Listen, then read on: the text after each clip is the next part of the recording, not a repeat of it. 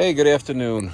I just want to show this video. Hopefully it's going to help some people out there. I know for years I've been going to YouTube to learn how to fix things and solve problems, and this is my way of trying to give back a little of what I've gotten over the years. Anyhow, this is my Troy-built power washer. Every year I have the same problem. It just won't start up, and it's a very easy fix. There's 3 little bolts, hex bolts on top that you take off. They're 5/16. Take them off, you can remove that cover. Now you have your flywheel here. Ultimately, the flywheel gets all rusted from the moisture, the whatever going on there.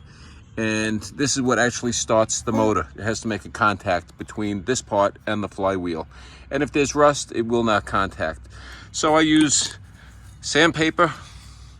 I use a wire brush, a little WD-40, not much, just enough to clean up the surface.